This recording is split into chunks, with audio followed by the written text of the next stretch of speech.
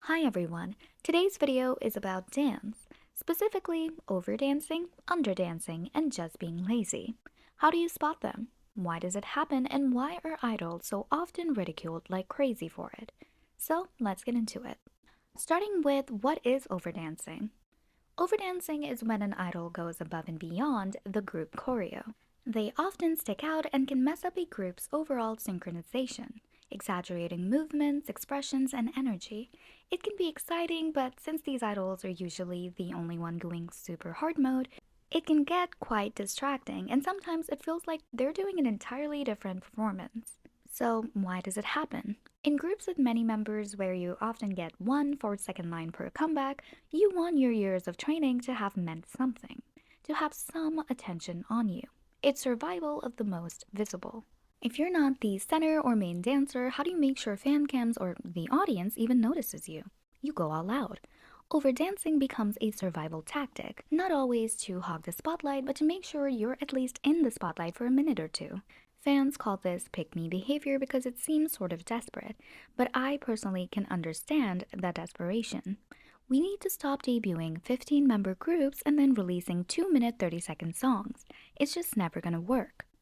Conversely, some idols could actually have main character syndrome.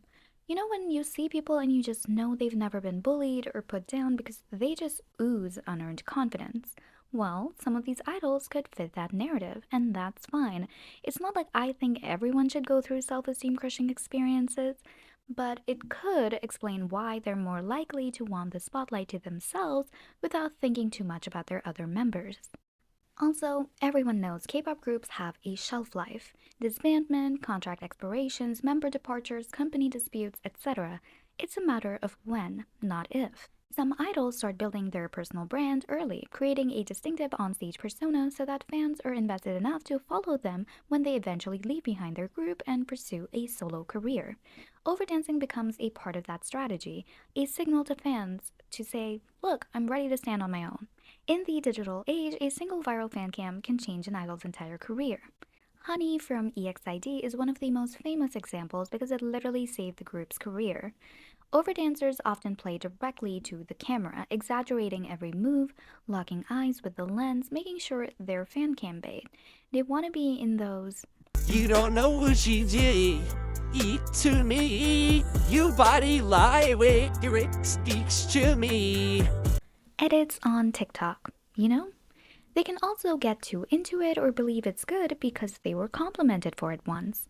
Positive reinforcement shapes behavior.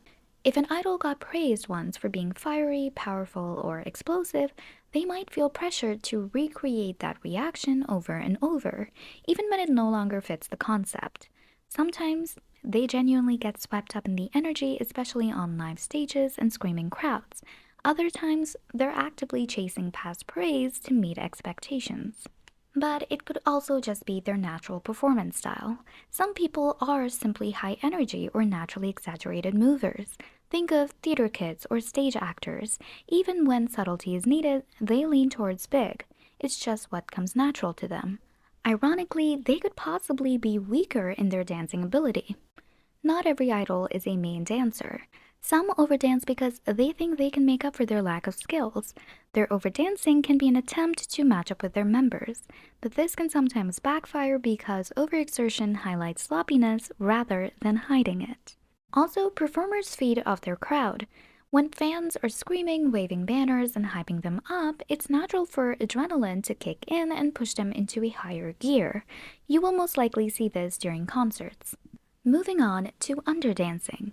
Underdancing is when an idol performs the choreography but pulls back, giving minimal energy, softer movements, or controlled delivery. It's not laziness, but fans have a tendency for mixing the two up, and I will explain later the distinct differences between the two.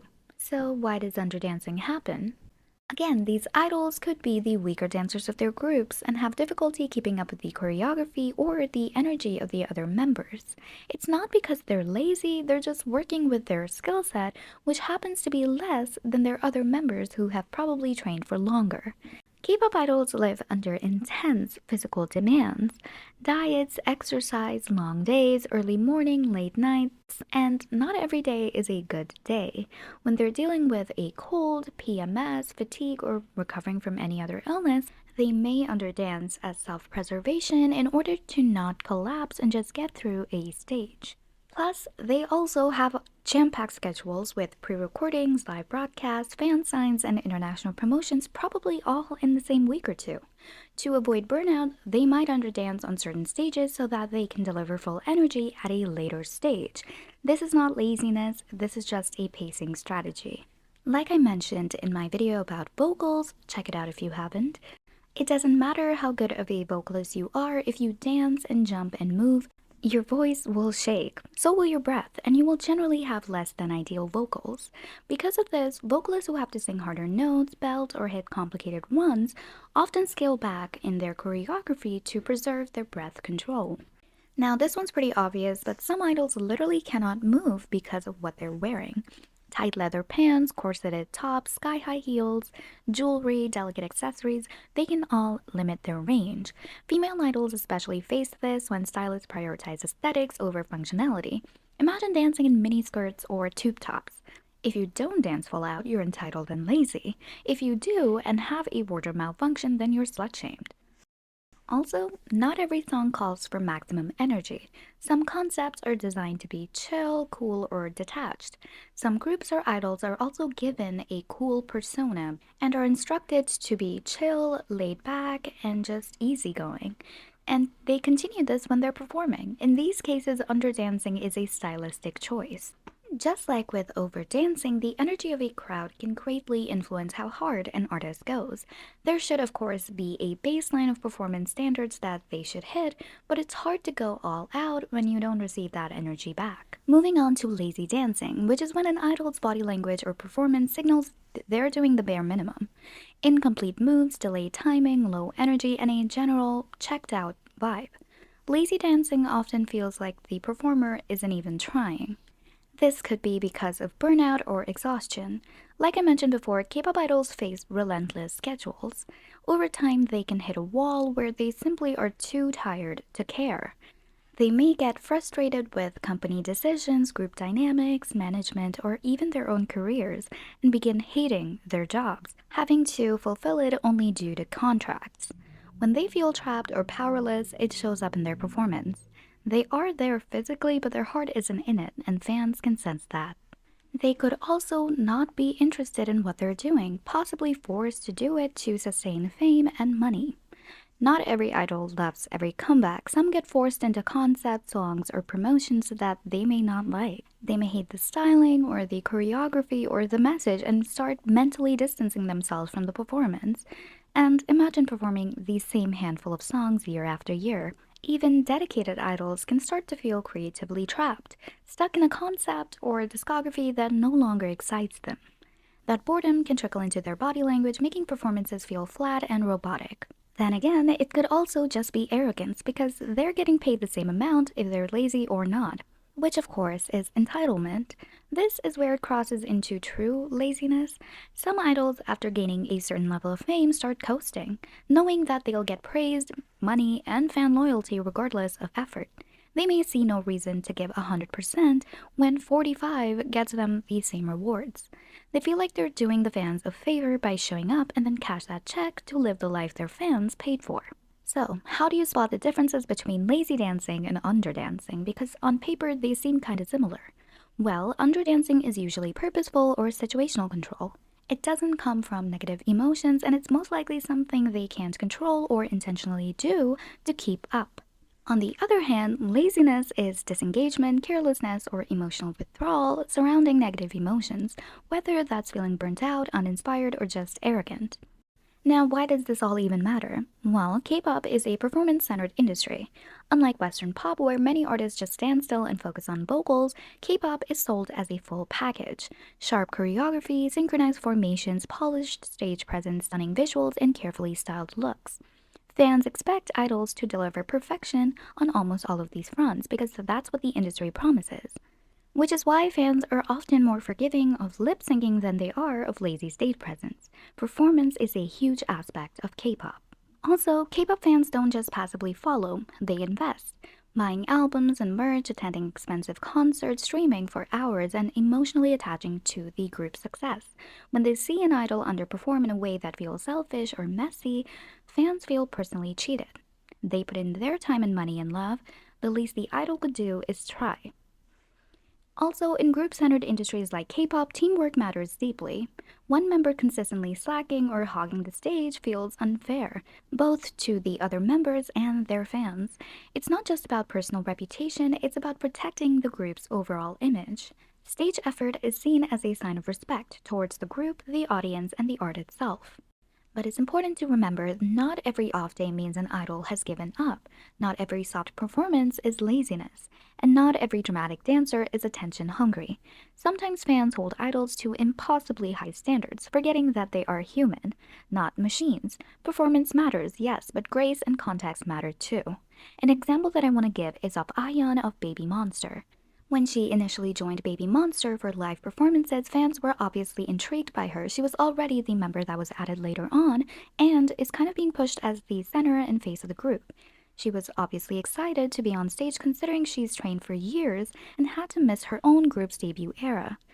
This probably led her to feeling like she had to make up for lost time and perform hard, and this was complimented a lot initially until it became too much. Suddenly, her charisma seemed less enigmatic and more out of place.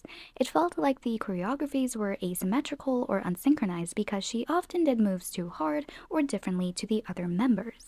A contrast is another member, Rami, who also usually overdances and might face this issue in the future as well, but as of right now is able to keep her overdancing within the overall range of the group.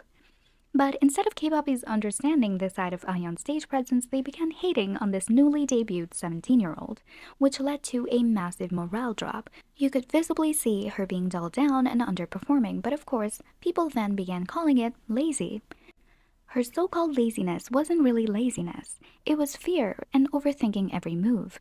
All eyes were on her anyway, and with her energy dialed down so far, fans started branding her the next Jenny, already being lazy and acting entitled despite being a rookie. What people forget, though, is that there is so much that goes on behind every performance. It's not just those 3 minutes on stage, it's the 24 hours leading up to it, the schedule, the mental state, and the physical demands. And any of those things can tilt the balance between overdancing, underdancing, and what fans decide to call lazy.